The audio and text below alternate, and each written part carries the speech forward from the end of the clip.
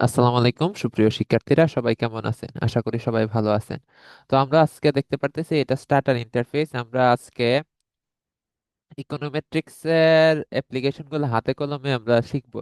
ঠিক আছে, একদম বেসিক লেভেলে আমরা যে ওএলএস রান করি, আমরা দেখ আমরা থিওরিটিক্যালি দেখেছি যে ওএলএস ডিরাইভেশন, ভিটা ওয়ান ভিটা টু, এই কোফিশিয়েন্টের ভ্যালুগুলো আমরা কিভাবে বের করি। বাট ওইগুলা যদি আমরা হাতে কলমে আমরা যদি খাতা কলমে করি তাহলে অনেক লম্বা অঙ্ক করতে হয়। ঠিক আছে, আমরা ইউনিভার্সিটি লেভেলে শুধু ডিরাইভ করি, ম্যাথমেটিক্যালি থিওরিটিক্যালি ডিরাইভ করি, বাট কিন্তু অঙ্ক কিন্তু করি না। 11-12 স্ট্যাটিস্টিক্সে আমি যখন পড়তাম, 11-12 তখন স্ট্যাটিস্টিক্সে আমরা এইগুলা ভিটা ওয়ান ভিটা টু ভ্যালু আমরা বার করতাম, তখন ক্যালকুলেশন করে, ক্যালকুলেশন বলতে ওই খাতা কলমে। তো এই পর্যায়ে আমরা তো অনেক বড় বড় ডাটা নিয়ে কাজ করি, এগুলো আসলে খাতা কলমে করতে গেলে অনেক একটা খাতা পুরাটা শেষ হয়ে যাবে। তো আমরা আসলে খাতা কলমে এগুলা ভ্যালু বের করি না। আমরা আমাদের জন্য সফটওয়্যার আছে, স্ট্যাটা আছে, আর আছে, পাইথন আছে, যে কোনো একটা সফটওয়্যার আপনাদের শিখলেই হবে। প্রোগ্রামিং ল্যাঙ্গুয়েজ একটা শিখলেই হবে। ঠিক আছে, একটা শিখে যথেষ্ট। আমরা সবচেয়ে এগুলোর মধ্যে অন্যতম সহজ একটা সফটওয়্যার হচ্ছে স্ট্যাটা, সেটা আমরা দেখাইতেছি যে কিভাবে আমরা আহ, আমরা যা শিখলাম ইকোনোমেট্রিক্সে সেগুলা অ্যাপ্লিকেশন কিভাবে করতে হবে। তো আমরা এখন কি করব, এই যে ওএলএস ডিরাইভ করছিলাম সেটা রান করব, যা কোএফিসিয়েন্টের ভ্যালুগুলা ভিটা ওয়ান ভিটা টু যে আমরা ডিরাইভ করছিলাম এগুলার ভ্যালু আমরা বের করে দেখাবো। কিভাবে বের করে, জাস্ট একটা কমান্ড দিলেই হয়ে যায়। তো এটা হচ্ছে স্ট্যাটার ইন্টারফেস, আমরা স্ট্যাটা দেখতে পারতেছি। তো স্ট্যাটা ওপেন করলে আপনারা এরকম দেখতে পাবেন। এখন আমরা কি করব, এখানে একটা ফাইল, একটা ডাটা নিয়ে আসব। তো আমরা আপনাদেরকে বোঝানোর জন্য আমরা একটা এক্সেল ফাইল নিয়ে কাজ করব। এক্সেল ফাইল এখানে এনে আমরা ওএলএস রান করব। এক্সেল ফাইল কেন?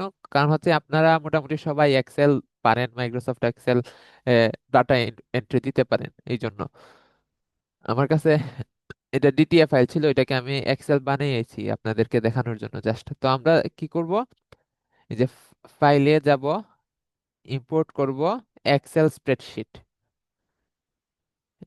এক্সেল। এখন এক্সেল ফাইল নাম দিতে পারি, এটা একদম পাদ সহ দিতে হবে। তো আমাদের একদম এক্সাক্ট ফাইল নাম মনে নাও থাকতে পারে, এর চেয়ে সহজ উপায় হচ্ছে আমরা ব্রাউজ করে ফেলবো। আমার ফাইলটা আমি কোথায় সেভ করছি সেটা তো আমি জানি। তো আমি আমার যে ফাইলটাকে আনবো সেটা আমি সেভ করেছি ডেস্কটপে, ডেস্কটপে আছে, এবং সেটা হচ্ছে ইউটিউব টেস্ট নামক ফাইলের ভিতর। তো আমি হচ্ছে এই ডাটা সেটটা সিলেক্ট করলাম, তারপর আমাকে এইটাকে সিলেক্ট করতে হবে, ইম্পোর্ট ফার্স্ট র এজ ভেরিয়েবল নেমস, অর্থাৎ প্রথম যে রটা আছে সেটা হচ্ছে ভেরিয়েবলের নাম। এটাকে যদি আমি সিলেক্ট না করি তাহলে প্রথম সেটাকেও তারা ডাটা হিসেবেই কনসিডার করবে। তাহলে সিলেক্ট করলাম, ওকে দিলাম। তাহলে এখন আমার কাছে কি আছে, আমার কাছে এই ডাটা চলে আসছে। এই যে দেখেন এখানে ভেরিয়েবল নেম আছে, এই যে দেখেন ভেরিয়েবল নেম আছে, অনেকগুলা ভেরিয়েবল আছে। এখন আমি যদি ডাটা সেটটা দেখতে চাই তাহলে আমি জাস্ট কি করব, বি আর, সরি, বি আর লিখে এন্টারে ক্লিক করব। তাইলেই আমাদের কি হবে, আমাদের চলে আসবে হচ্ছে ডাটা সেটটা। আমরা এখানে দেখতে পারতেছি ডাটা সেট। তো আম- তো আমরা এখানে দেখতে পারতেছি ডাটা সেট, এখানে অবজারভেশন আছে, জেন্ডার আছে, এইজ আছে, তারপরে হচ্ছে ইনকাম আছে। তো আমরা একটা বেসিক ইকোনোমেট্রিক মডেল যদি আমরা কনসিডার করি, ধরেন একদম basic econometric model, Y is equal beta nought plus beta one X plus I X I Y I. তো একদম সিম্পল ইকোনোমেট্রিক মডেল। এখানে ধরেন এখন ডিপেন্ডেন্ট ভেরিয়েবল কি, ধরেন এখানে আমরা দেখতে চাইতেছি আহ, এই যে ইনকাম ডিপেন্ডেন্ট ভেরিয়েবল। তাহলে আমরা ইনকাম কে ডিপেন্ডেন্ট ভেরিয়েবল হিসাবে আমরা এখানে কনসিডার করব income.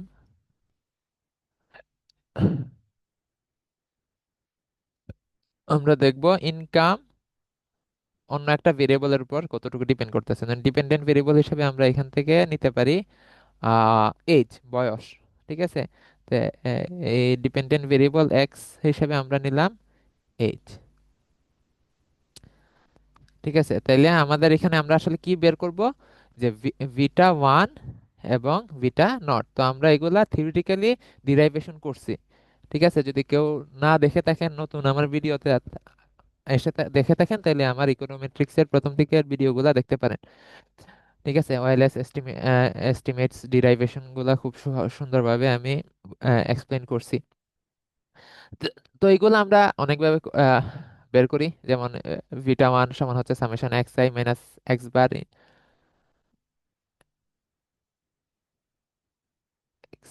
Into y i minus y bar divided by summation x i minus x bar whole square. হ্যাঁ, আচ্ছা, এটাই। তো এইগুলা আমরা কি করছি, বের করছিলাম থিওরিটিক্যালি। এবং এগুলো আমরা আমরা বলছি আমি 11-12-এ থাকতে ভ্যালু ক্যালকুলেশন করতাম। আমরা আমাদেরকে ডাটা সেট দিয়ে থাকতো 10টা 12টা, ধরেন ইনকাম আর এক্সপেন্ডিচার। তো এখান থেকে বের করা লাগতো। তো এখন তো এই 2-3টা না, অনেক অনেক অনেক কি থাকে, ডাটা থাকে। যেমন এখানে 10,000-এর উপর ডাটা আছে, এগুলা তো আমি খাতা কলমে ক্যালকুলেশন করতে পারবো না। তো এই জন্য আমাদের কি করতে হইব, সফটওয়্যারের সহায়তা নিতে হইব। তো আমরা এখানে খুব সহজভাবে এই যে আমরা যে নর্মাল যে মডেলটা লিখছিলাম, এই মডেলটা আমি এখানে রান করাইতে পারি। তো আমরা হচ্ছে ওএলএস এ কি করি, রিগ্রেস করি। তাহলে আমরা এখানে আমরা কমান্ড দিব রিগ্রেস, সরি, রিগ্রেস। তারপরে আমরা কি করব, যেটা ডিপেন্ডেন্ট ভেরিয়েবল সেটার নাম লিখবো। তো সেটার নাম এখানে আমি টাইপ করে লিখতে পারি, আর একটা কাজ করতে পারি, আমি এখানে ডাবল ক্লিক করে ফেলতে পারি, তাইলে আমার হচ্ছে চলে আসবে। তাহলে আমরা প্রথমে রিগ্রেশন রান করার জন্য প্রথমে রিগ্রেস লিখবো, তারপরে ডিপেন্ডেন্ট ভেরিয়েবল, তারপরে কি করব, যে ভেরিয়েবলের উপর রিগ্রেস করতেছি অর্থাৎ ইন্ডিপেন্ডেন্ট ভেরিয়েবল, সেখানে ডাবল ক্লিক করব। তাহলে চলে আসছে এজ। তাইলে এখানে regress income age, that's mean ইনকামকে আমি প্রথম যে ভেরিয়েবল থাকবে সেটাকে আমি রিগ্রেস করতেছি পরে যে ভেরিয়েবল থাকবে তার উপর। তাহলে এখানে income is equal beta nought plus beta one age plus u i. আচ্ছা, যেহেতু আমি এখানে এস্টিমেট করতেছি, তাহলে আর এরর টার্ম থাকবে না, ইউআই তো চলে যাবে। আচ্ছা, এখন যদি আমি এন্টার দেই, তাহলে আমার রিগ্রেশন টেবিল চলে আসবে। এখন আমরা এক্সপ্লেন করবো এই রিগ্রেশন টেবিলটা আসলে কি কি দেখাইতেছে। তো এখানে আমাদের রিগ্রেশন টেবিলে কি দেখাইতেছে, এখানে আমরা প্রথমেই আমাদের গুরুত্বপূর্ণ একটা কনসেপ্ট হচ্ছে আর স্কোয়ার। আর স্কোয়ারের আমরা সবসময় বলি যে গুডনেস অফ ফিট, একটা মডেল কতটুকু ফিট করতেছে তা ডিটারমাইন হয় আর স্কোয়ারের মাধ্যমে। তো এখানে আর স্কোয়ার হচ্ছে 0.0426, অর্থাৎ এখানে হচ্ছে 4% কি করতেছে, এক্সপ্লেইন করতে পারতেছে এইজ। এইজের মাধ্যমে আমরা কি ইনকামের ডেভিয়েশন কে এই যে ডেভিয়েশন দ্বারা 4% এক্সপ্লেইন করা যাইতেছে। তারপর আছে অ্যাডজাস্টেড আর স্কোয়ার। আমরা জানি যে ভেরিয়েবল যত আমি অ্যাড করব আর স্কোয়ার তত বাড়বে, কিন্তু আমি যদি ইরেলিভেন্ট ভেরিয়েবল অ্যাড করি তাইলেও তো আর স্কোয়ার বাড়বে। তো এই জন্য আমার প্রকৃতপক্ষে মডেলের অবস্থাটা কি রকম সেটা আসলে আমরা বুঝতে পারি অ্যাডজাস্টেড আর স্কোয়ারের মাধ্যমে। এবং সেটা যেহেতু এখানে একটাই ভেরিয়েবল, সুতরাং আর স্কোয়ার আর অ্যাডজাস্টেড আর স্কোয়ার প্রায় সেমই আসবে। দেখেন মোটামুটি সেমই, কোনো তেমন কোনো পার্থক্য নাই, সিগনিফিকেন্ট পার্থক্য নাই। এখানে দেখেন এস এস মানে হচ্ছে সাম অফ স্কোয়ার। ঠিক আছে, তো মডেল আছে এখানে। মডেল মানে হচ্ছে মডেলের মাধ্যমে কতটুকু এক্সপ্লেন করতেছে, মানে হচ্ছে explain sum of square. Explain sum of square হচ্ছে 1.5145 মানে এটা অনেক বড় একটা সংখ্যা, অনেক বড় একটা সংখ্যা। বৈজ্ঞানিক ভাবে এটা এক্সপ্লেন ডিফাইন করা। আর রেসিডুয়াল সাম অফ স্কোয়ার হচ্ছে এত, আর টোটাল সাম অফ স্কোয়ার হচ্ছে এত। ঠিক আছে, তো আপনারা কি করবেন, এই যে মডেল, এই যে এক্সপ্লেন সাম অফ স্কোয়ারকে যদি টোটাল সাম অফ স্কোয়ার দ্বারা ভাগ করেন তাহলে এটা সেম আসবে। এখন দেখেন, আপনারা কি করবেন, আপনার ক্যালকুলেটরে এটা উঠাবেন 1.51 ডিভাইডেড বাই 3.5। আচ্ছা, এখানে এখানে একটা কাহিনী আছে। এখানে কাহিনী হচ্ছে, এখানে দেখুন +11 + 12 মানে হচ্ছে এখানে একটা শূন্য কম আছে, এখানে একটা শূন্য বেশি আছে। দ্যাটস মিন মানে এটা হচ্ছে ধরেন এটা যদি 100 হয় এটা হচ্ছে 1000, সরি এটা যদি 1000 হয় এটা হচ্ছে 3000। অনেক বড় সংখ্যা তো। তাহলে এটাকে আপনি কি করবেন, 1.5 যদি তুলেন, 1.5, তো এখানে আপনি ভাগ দিবেন 1.5 কে 35.5 দ্বারা। ঠিক আছে, 3.5 না, 35.5, মানে হচ্ছে একটা দশমিক সরাই নেবেন, কারণ এইখানে কি আমার এখানে অঙ্ক সংখ্যা বেশি। তাহলে দেখবেন সেম আসবে। আচ্ছা, এটা গেল। তারপর হচ্ছে আমাদের যে মেইন টার্গেট ভিটা 1 এবং ভিটা 0, ভিটা 0 এবং ভিটা 1 এর ভ্যালুগুলা কই তাইলে। আচ্ছা, এখানে দেখেন ইনকাম, ইনকামটা আমার কি ছিল, ডিপেন্ডেন্ট ভেরিয়েবল, আর এইচটা ছিল ইন্ডিপেন্ডেন্ট ভেরিয়েবল। তো এইচের সাথে যে কোএফিসিয়েন্টের ভ্যালু আছে, দেখেন 389.71, এইটা হচ্ছে ভিটা 1 এর ভ্যালু। আমার মডেল কি ছিল, ইনকাম সমান ভিটা 0 প্লাস ভিটা 1, এক্স এর জায়গায় কি আমরা নিছিলাম, এইচ। তাহলে এই যে এইচের সাথে যে কোফিশিয়েন্ট ভিটা 1 সেটা হচ্ছে এই যে 389। আর এখানে যে কনস্ট্যান্ট আছে, কনস্ট্যান্ট মানে কি, এই যে ইন্টারসেপ্টটা ভিটা 0, এটার ভ্যালু হচ্ছে 4501, ইন্টারভ্যাল হচ্ছে 4501। এখন আমরা প্রথমে কি করি, এস্টিমেট, ওএলএস এস্টিমেট বার করি। তারপর হচ্ছে থিওরিটিক্যালি স্ট্যান্ডার্ড এররও আমরা ডিরাইভ করতাম। তো স্ট্যান্ডার্ড এররও এখানে দেওয়া আছে, দেখেন এই যে এইচের কোফিশিয়েন্ট ভিটা 1 এর ভ্যালু 389, ভিটা 1 এর স্ট্যান্ডার্ড এরর 23.86, অ্যান্ড ভিটা 0 এর কোফিশিয়েন্ট স্ট্যান্ডার্ড এররও দেওয়া আছে 905। তারপর টি স্কোর আমরা কি করি, ক্যালকুলেট করি, এখানে সরাসরি টি স্কোরও দেওয়া আছে, এটা টি স্কোর 16.33। আর কনস্ট্যান্টের বা ইন্টারসেপ্টেড কোফিশিয়েন্ট হচ্ছে, সরি টি স্কোর হচ্ছে 4.97। টি স্কোর বার করার পরে আমরা কি করি, পি ভ্যালু বার করি, যেন আমরা কি করতে পারি, নাল হাইপোথিসিস রিজেক্ট করতে পারি কিনা, মানে ডিসিশন ইনফারেন্স ড্র করার জন্য আমরা পি ভ্যালু বের করি। এখানে পি ভ্যালু আমাকে দেওয়া আছে, পি ভ্যালু হচ্ছে 0। তো আমরা পি ভ্যালু যদি 0.05-এর চেয়ে কম হয়, তাহলে আমরা নাল হাইপোথিসিস রিজেক্ট করতে পারি। তো আমাদের নাল হাইপোথিসিস যদি থাকে যে ভিটা 1 সমান 0, মানে এইজের কোনো ইম্প্যাক্ট ইনকামের উপর নাই, তো সেই নাইল হাইপোথিসিসটা কি আমরা কি করতে পারতেছি, রিজেক্ট করতে পারতেছি। পি ভ্যালু 0 মানে আমরা যদি এই নাল হাইপোথিসিস রিজেক্ট করি, যে ভিটা 1 সমান 0, সেটাকে যদি আমি বলি সেটা ঠিক না, এই আমার বক্তব্যটার, এই বক্তব্যটা ভুল হওয়ার সম্ভাবনা 0, ভুল হবে না, তাহলে এটা আমি রিজেক্ট করতে পারতেছি। তাহলে আমরা বলতে পারতেছি যে এটা 0 না, অর্থাৎ এইজের ইম্প্যাক্ট কিসের মধ্যে, কি বলে, ইনকামের উপর আছে। এবং এখানে এই যে আমাদের যে কনস্ট্যান্ট আছে, কনস্ট্যান্টের ভ্যালু 4501, সেটাও সিগনিফিক্যান্ট, এটাও 0 না। তাহলে এটাও একটা পজিটিভ ভ্যালু 4501, সেটা সিগনিফিক্যান্ট, এবং এটা আমরা কনসিডার করতে পারি। আচ্ছা, তারপরে আমরা কনফিডেন্স ইন্টারভ্যালও শিখছি। কনফিডেন্স ইন্টারভ্যালের মাধ্যমে আমরা কি ইনফারেন্স ড্র করতে পারি। 95% কনফিডেন্স ইন্টারভ্যাল আমরা থিওরিটিক্যালি পড়ছি স্ট্যাটিস্টিক্সে, এইখানে এটাও দেওয়া আছে। 95% কনফিডেন্স ইন্টারভাল কি দেখায়, এটা তো আমরা এই যে 389, 400, 4389 পাইলাম এইচের যে কোফিশিয়েন্ট, এটা আমরা কতগুলা ডাটার থেকে পাইছি, 10,000, 10,000 জনের কাছ থেকে ডাটা কালেক্ট করে আমরা এটা প্রেডিক্ট করলাম বা মডেল এস্টিমেট করলাম। কিন্তু বাংলাদেশে কি মাত্র 10,000 মানুষ আছে, না, এটা বাংলাদেশের ডাটা। আমরা 10,000 জন মানুষের কাছ থেকে ডাটা কালেক্ট করে সারা বাংলাদেশের, আর আহ, সারা বাংলাদেশের মানুষের উপর প্রেডিক্ট করতেছি। তাহলে আমি তো পপুলেশনের সম্পূর্ণ পপুলেশন কালেক্ট করছি না, স্যাম্পল কালেক্ট করছি। স্যাম্পল কালেক্ট করলে আমার তো স্যাম্পল অনুযায়ী কোফিশিয়েন্ট আসছে এত। তো আমার পপুলেশন, আমি যে সব মানুষের ডাটা কালেক্ট করতাম, তাহলে তো এটা নাও হইতে পারতো, অন্যটাও তো হইতে পারতো। তো এই জন্য হচ্ছে এই এই জন্যই আমরা ইকোনোমেট্রিক্স পড়ি। আমাদের এই যে পি ভ্যালু বা কনফিডেন্স ইন্টারভাল দেখা লাগে, নাল হাইপোথিসিস টেস্ট করতে হয়। আচ্ছা, তাইলে 389টা সবসময় নাও হইতে পারে। তো 95% কনফিডেন্স ইন্টারভাল কি দেখায়, shows that out of 100 Times, 95 Times আমি যেভাবেই স্যাম্পল নেই, এই 10,000 স্যাম্পল না নিয়ে অন্য 10,000, অন্য 5,000, যেভাবেই আমি স্যাম্পল নেই না, অন্য 10,000 অন্যভাবে যদি আমি স্যাম্পল কালেক্ট করতাম, এই 10,000 না নিয়ে অন্য 10,000, অন্য 10,000, তাইলে আমার আউট অফ 100 টাইমস 95 টাইমস আমার এই কোফিশিয়েন্টের ভ্যালু 389 তো হইতো না, একটু কম বেশি হইতো, তবে সেটা 342 থেকে 436-এর ভিতর থাকবে। 100 বারের মধ্যে 95 বার এতর ভিতর থাকবে। তাহলে অবশ্যই সেটা জিরো না, জিরোর চেয়ে বেশি। তাহলে এই যে একটা পজিটিভ ইম্প্যাক্ট আমাদের ইনকামের উপর আছে। এবং কনস্ট্যান্টের কনফিডেন্স ইন্টারভ্যালও আমরা দেখতে পারতেছি, আউট অফ 100 টাইমস 95 টাইমস এটা থাকবে 2726 থেকে 6276-এর ভিতর।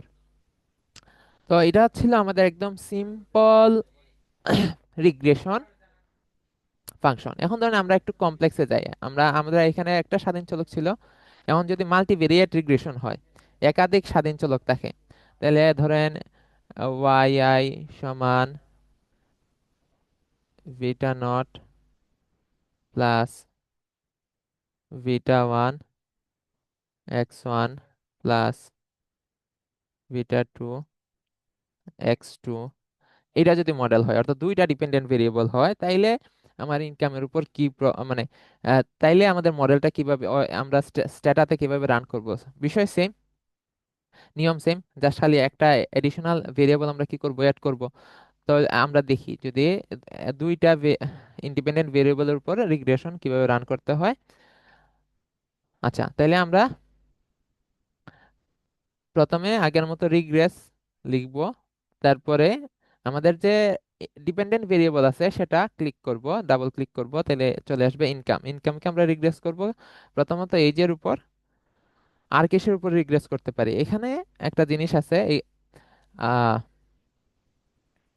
আমরা যদি দেখাই যে এখানে ক্লিক করলে ডাটা দেখা যায়, বি আর লিখে এন্টারে ক্লিক করলেও ডাটা দেখা যায়, আর এখানে ক্লিক করলেও ডাটা দেখা যায়। এখানে দেখেন এই লেখাগুলা সব লাল, লেখাগুলা কি লাল। তো স্ট্যাটাতে যখনই লাল লেখা দেখবেন, তাহলে বুঝবেন যে স্ট্যাটা এই লেখাগুলা পড়তে পারবে না বা ক্যালকুলেট করতে পারবে না, এগুলা কোয়ান্টিটিভ ভেরিয়েবল না, এগুলা স্ট্রিং ভেরিয়েবল অর্থাৎ লিখা। ঠিক আছে, তো এইগুলাকে আমি অ্যানালাইসিস করার জন্য স্ট্রিংটাকে চেঞ্জ করতে হবে, ক্যাটাগরি করতে হবে বা নাম্বারে কনভার্ট করতে হবে। তো এইগুলো আমরা পরবর্তী ভিডিওতে দেখাবো। তাহলে আমরা আজকে কি করতেছি, আমি আরেকটা ডাটা সেট এনে দেখাবো আরো কিছু জিনিস। বাট এই ডাটা সেট থেকে আমরা যেগুলো করতে পারবো সেটা হচ্ছে, দেখেন নাম্বার আছে কিসে, এই যে, আর আছে ম্যারেজ এই যে, আর ইনকামে তো আছে, ইনকাম তো আমরা ডিপেন্ডেন্ট ভেরিয়েবল নিয়ে নিলাম। ঠিক আছে, তো আমরা যেহেতু আমার আর কোনো ডাটা নাই এই ডাটা সেটে, বা আমার অ্যানালাইসিস করার মতো নাই, অন্যান্য ভেরিয়েবল দ্বারা আমি এখানে অ্যানালাইসিস করতে পারবো না, এগুলারে আমার কিছু ফিল্টারিং করতে হবে, তারপর করতে পারবো। তাহলে আমরা এখানে রিগ্রেস করতেছি ইনকামকে এইজের উপর, আর হচ্ছে ধরেন বিয়ের বয়সের উপর, ম্যারেজ এজ। ঠিক আছে, অর্থাৎ বিয়ে কত বছর বয়সে একজন মানুষ করছে, কম বয়সে বিয়ে করলে কি ইনকাম বেশি হয়, অথবা বেশি বয়সে বিয়ে করলে ইনকাম বেশি হয় কিনা সেটা আমরা দেখতেছি। ঠিক আছে, তাহলে দুইটা ভেরিয়েবল। তাহলে আমরা জাস্ট কি করব, প্রথমে সবসময় মনে রাখবেন রিগ্রেসের লিখে যেটা আমরা প্রথম ভেরিয়েবল সিলেক্ট করব সেটা হবে ডিপেন্ডেন্ট ভেরিয়েবল, আর এরপরে যত ভেরিয়েবল এড করব সবগুলা ইন্ডিপেন্ডেন্ট ভেরিয়েবল। আমরা যদি এন্টার ক্লিক করি, তাহলে আমরা দেখব আরেকটা রিগ্রেশন টেবিল চলে আসছে। তো এখানে দেখেন সেম আগের মতো, যে এটা হচ্ছে explain sum of square, residual sum of square, total sum of square.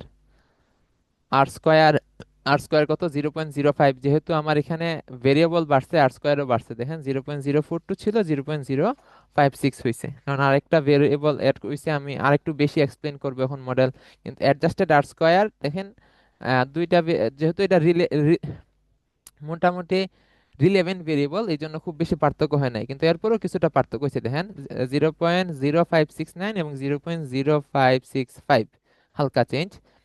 আচ্ছা, ভেরিয়েবল যত বেশি হবে এবং রিলেভেন্সি যত কম হবে ভেরিয়েবলের, তত আর স্কোয়ার আর অ্যাডজাস্টেড আর স্কোয়ারের পার্থক্য তত বেশি হবে। আচ্ছা, এখন আমরা কোএফিসিয়েন্টের ভ্যালুগুলা দেখি। আমাদের মডেলটা কি ছিল, মডেলটা ছিল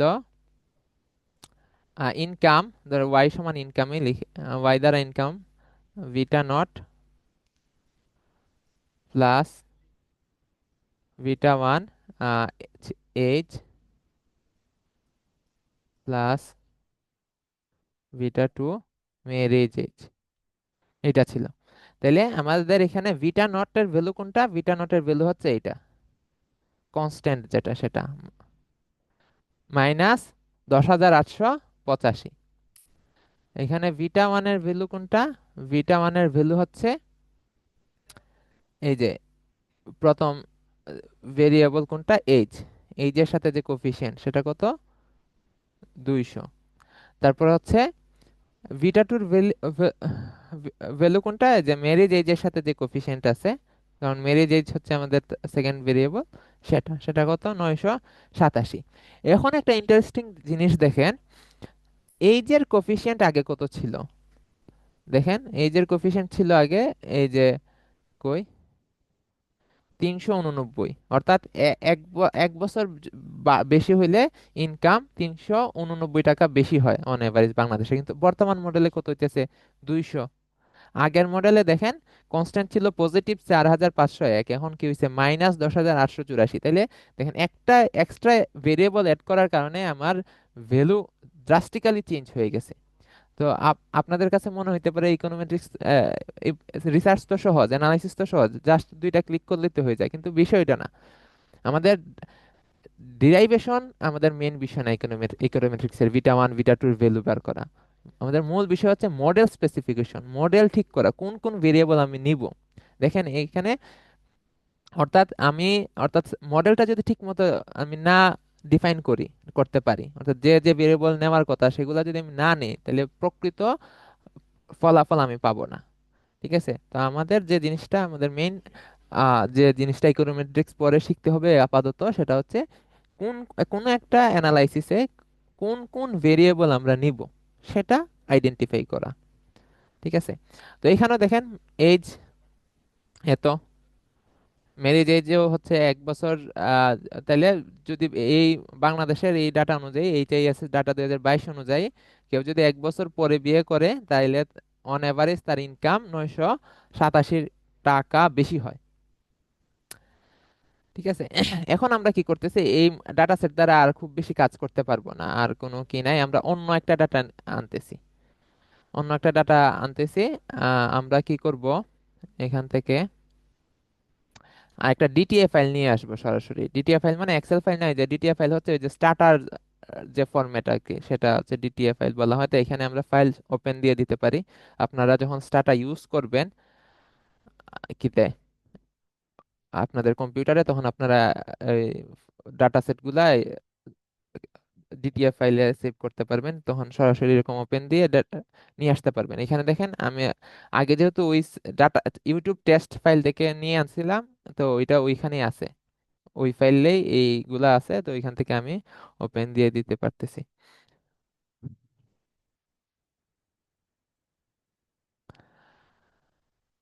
আচ্ছা, তাইলে আমরা যদি এখন নতুন ডাটা সেটটা দেখি, তাহলে এটা বেশ বড় একটা ডাটা সেট।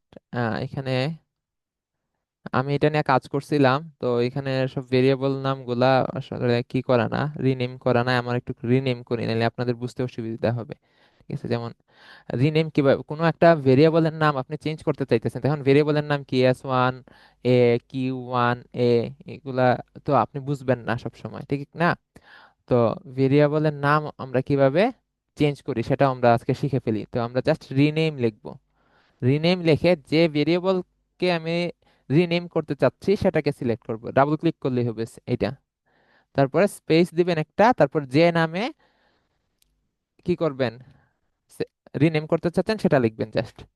তাহলে দেখেন এটা চেঞ্জ হয়ে গেল জেন্ডার। তারপর ধরেন এজ কেও আমি রিনেম করতে চাইতেছি, তো রিনেম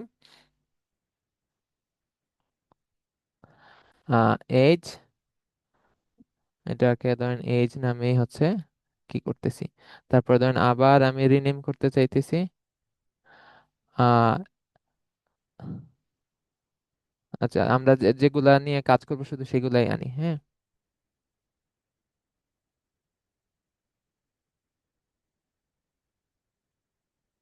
এই যে what was the highest class that you completed, মানে হচ্ছে সর্বোচ্চ কোন ক্লাস পর্যন্ত পড়াশোনা করছেন, তাহলে এটাকে আমরা এডুকেশন নিয়ে নেই, এডুকেশন। আচ্ছা, তারপরে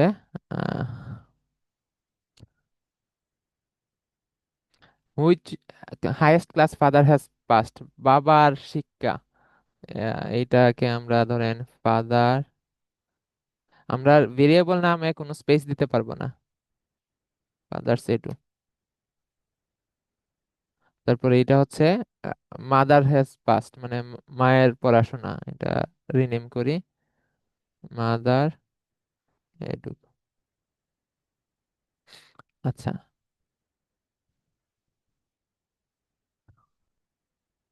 আচ্ছা, এটা হচ্ছে what is your gross remuneration per month, that's mean income.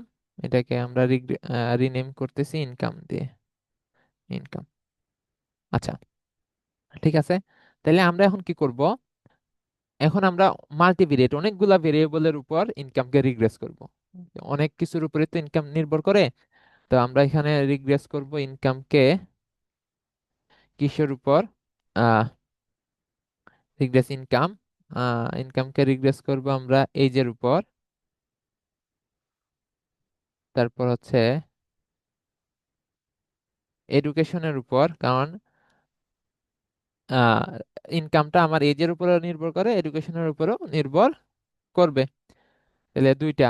এছাড়া কি হইতে পারে, বাবার এডুকেশন এবং মায়ের এডুকেশনের উপরও আমার কোনো একজন পার্সনের ইনকামটা ডিপেন্ড করতে পারে। কারণ মা বাবার যদি বেশি শিক্ষিত হয়, তাহলে হিউম্যান ক্যাপিটাল, তার ডেভেলপমেন্ট বেশি হবে, তাহলে তার প্রোডাক্টিভিটি বেশি হইতে পারে, ইনকাম বেশি হইতে পারে। সেই হিসাবে এগুলাও আহ, আমাদের রিলেভেন্স ভেরিয়েবল হইতে পারে।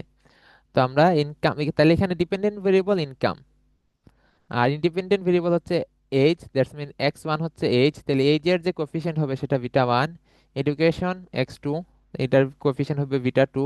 ফাদার্স এডুকেশন হচ্ছে এক্স থ্রি, দ্যাটস মিন এটার কোফিশিয়েন্ট হবে বিটা থ্রি। মাদার এডুকেশন হচ্ছে এক্স ফোর, মানে 4 নম্বর ভেরিয়েবল, এটার কোফিশিয়েন্ট হবে বিটা ফোর, এরকম।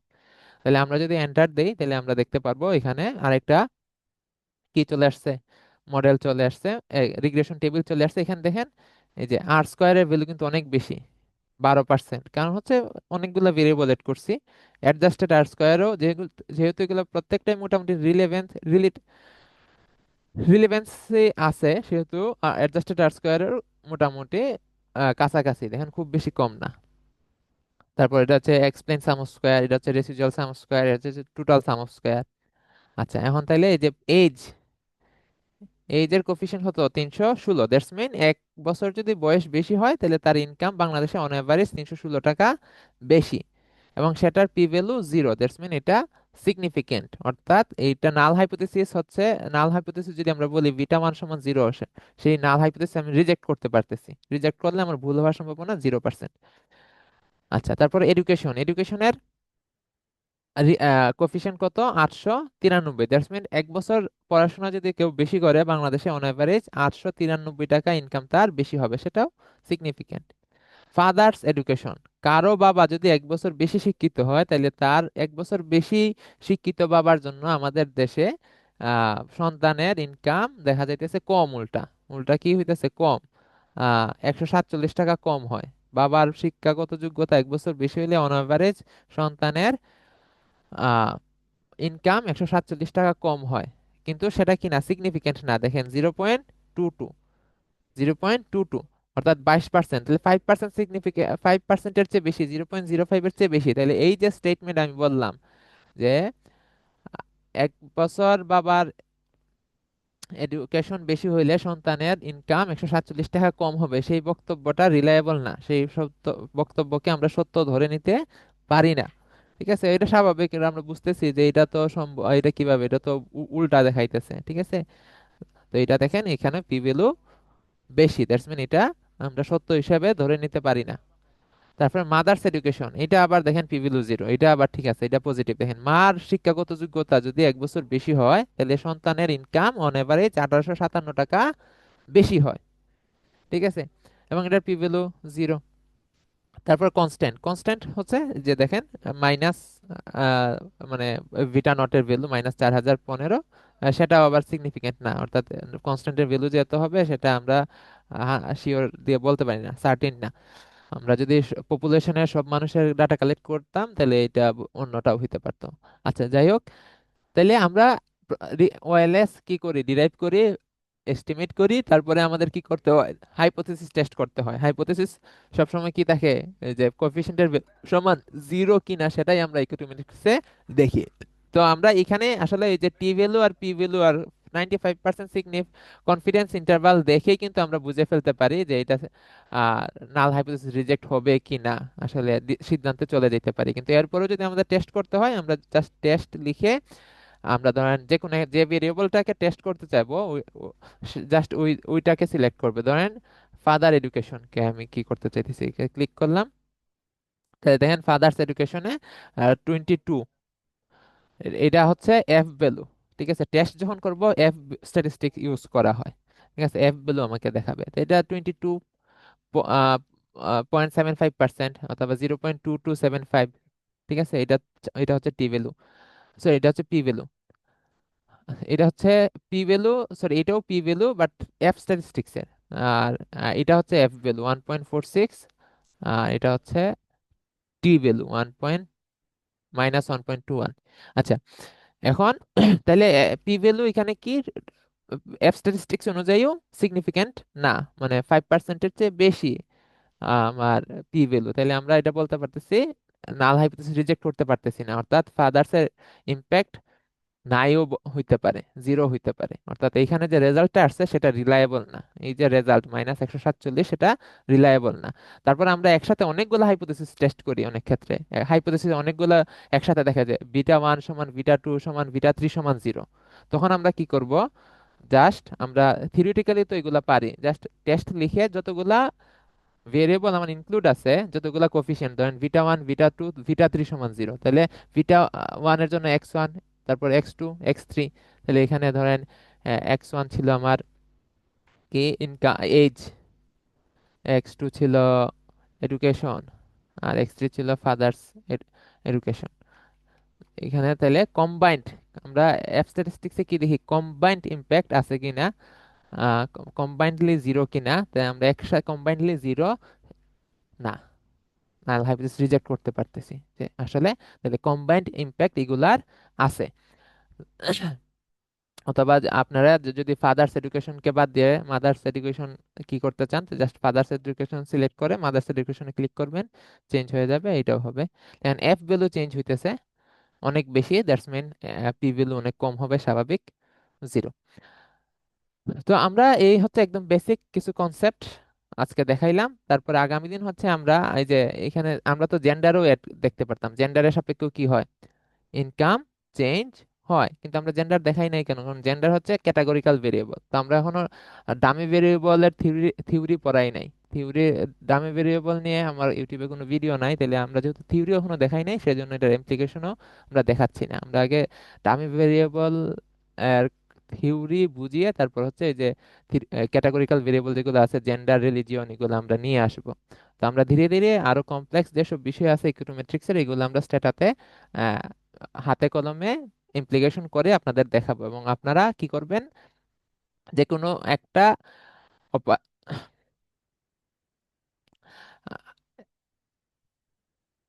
প্রোগ্রামিং ল্যাঙ্গুয়েজ শেখার চেষ্টা করবেন। কারণ হচ্ছে ইকোনমিক্সের স্টুডেন্টের জন্য আপনারা যদি অ্যানালাইসিস করতে না পারেন, তাহলে আসলে খুব বেশি লাভ নাই। আপনার তো জানতে হবে অবশ্যই কিভাবে ডাটা অ্যানালাইসিস করতে হবে প্র্যাকটিক্যালি। ঠিক আছে, তো আপনারা স্ট্যাটা হোক বা স্ট্যাটা, যেহেতু আমি দেখা যাচ্ছে স্ট্যাটা হচ্ছে সবচেয়ে সহজ আমার দৃষ্টিতে, স্ট্যাটা সহজ, বাকিগুলা তুলনামূলক একটু জটিল। স্ট্যাটা দেখছেন তো একদম সহজ। তো স্ট্যাটা আপনারা ইনস্টল করেন, যদি করতে না পারেন তাহলে আমাকে বলিয়েন, জানাইয়েন কমেন্ট করে, আমি আপনাদেরকে প্রোভাইড করার চেষ্টা করব। আর যাদের কাছে আছে, যারা তারা প্র্যাকটিস করা শুরু করেন এরকম যে কোনো একটা ডাটা সেট এনে, অথবা যদি আপনাদের কোনো ডাটাই না থাকে, এমনও মানুষ আছে আমার কোনো নিজে নিজে কি ডাটা ক্রিয়েট করবেন নাকি, তো প্র্যাকটিস করার জন্য উলড্রিজের বইয়ের অনেক ডাটা সেট আছে। তো আমাকে বললে আপনাদের আমি ডাটা সেটও প্রোভাইড করতে পারবো। ঠিক আছে, তো ওইগুলা নিয়ে আপনারা এই যে জাস্ট রিগ্রেশন রান করে দেখেন, ঠিক আছে হয় কিনা। তো আজকে এই পর্যন্তই, সবাই ভালো থাকেন, সুস্থ থাকেন, আল্লাহ হাফেজ।